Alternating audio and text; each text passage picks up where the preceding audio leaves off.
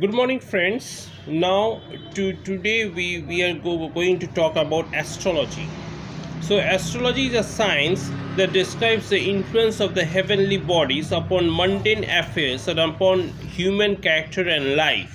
The oldest science in existence, it is the science of the effects of the solar currents on the living things of our earth, especially on human life. No, knowledge is power, and astrology is the master key to unlock of truth. By knowing what our destiny indicates and by knowing what pitfall lie ahead of us and the courses which threaten disaster, we can exercise our choice to determine the best course to avoid the catastrophe. To be forewarned is to be forearmed. The horoscope indicates the pattern on which life is built. The stars indicate what will come to pass, but with intelligence and free will, one can change the natural course of events. The wise man cooperates with the stars and by doing so adds to his own happiness, efficiency, and usefulness in the world.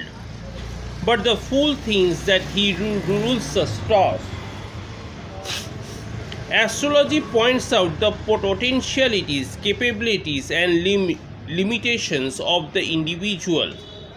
But how far we shall develop the desirable traits and overcome those which are undesirable, depends upon the exercise of free will. Astrology shows the way, and it is for us to decide whether we have to follow the path and maintain a balance between the mental and the physical. Astrology points out the weakest spots in our character and shows us the reason why we are not successful in our endeavors in life. When we are in danger of suffering due to our weaknesses and when misfortune is likely to overtake us, astrology gives us a forewarning. Through astrology, it is possible for us to ascertain what kind of work we are best fitted and the times and seasons when opportunities will be presented for establishing ourselves in that work. What we attempt to arrive at a solution, when we attempt to arrive at a solution for our problems, it is essential to study man in this relation to universe. Embedded in the structure of the cosmos is the law of fatality. Life is a chain of successive causes and effects, link upon link. But whereas fatality is the process of nature, freedom is the essence of human nature. And free will is the highest possession of a human being. Free will makes a man a moral being. In fact, morality is always a choice among alternatives. Otherwise, there would be fatalism, helplessness, irresponsibility, leaving no justification for the punishment of crime, or for paying the penalty of ignorance or wrongdoing, or on the other hand, for awarding merit to intelligence and virtue. In his essay on human nature, Charles Fletcher quotes, "Animal nature plus vision plus will equals human nature." So some of us who are ready to accept fatality as finality only use it as a defense mechanism. An inclination to blame the stars and circumstances as the ultimate determining forces and factors of our lives.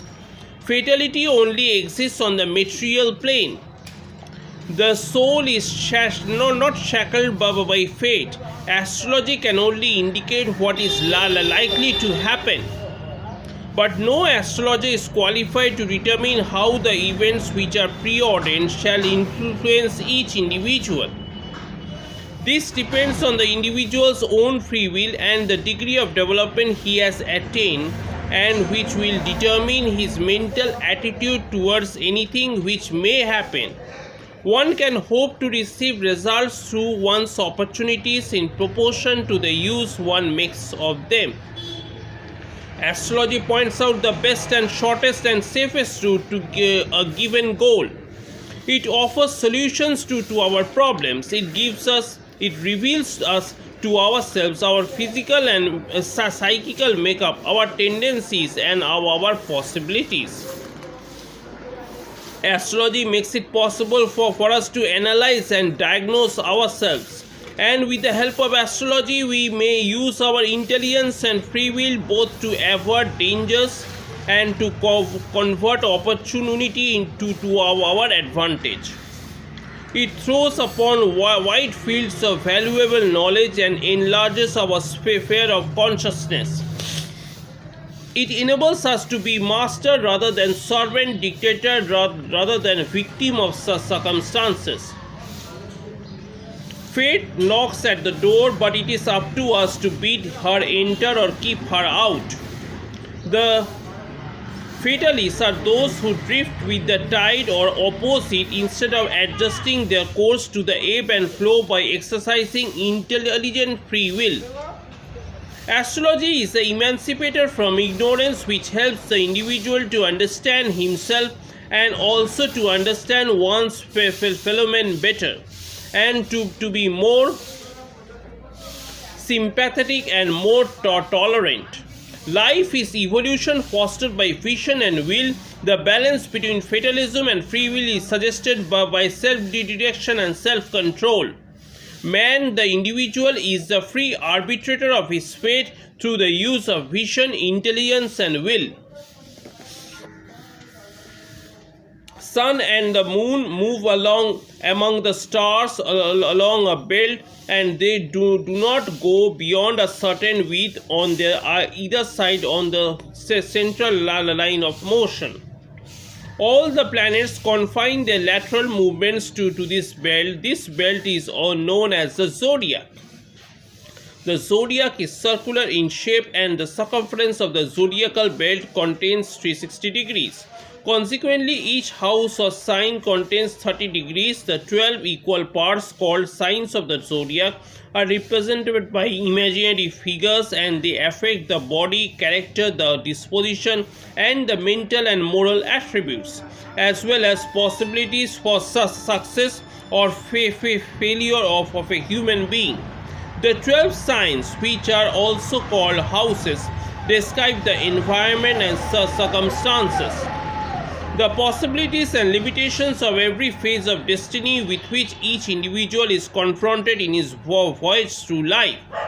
The houses of the zodiac are represented by the chart in a horoscope. In order to determine the importance and strength of any particular house, it is necessary to examine first the lord of that house and his aspects. Secondly, any planets that may present in that house and their aspects. Thirdly, and of the greatest importance, is to examine whether the nature of the sign is itself sympathetic to that of the house. In the Hindu system of astrology, the chart is in the form of a square or oblong, whereas in the Western system, the chart is drawn in the form of a circle. The names of the 12 signs in the Hindu system, as well as the Western system, and their symbols are as follows: Mesha, Aries; Vrishabha, Taurus; Mithuna, Gemini; Karkata, Cancer; Simha, Leo; Kanya, Virgo; Tula, Libra; Vrishchika, Scorpio; Dhanu, Sagittarius; Makara, Scorpion; Kumbha, Aquarius; Meena, Pisces. You can see they are represented like this. Now comes Aries. Mesha is 0 to 30 degree. Taurus, Vrishabha is 30 to 60 degree. Gemini, Mithuna is 60 to 90 degree.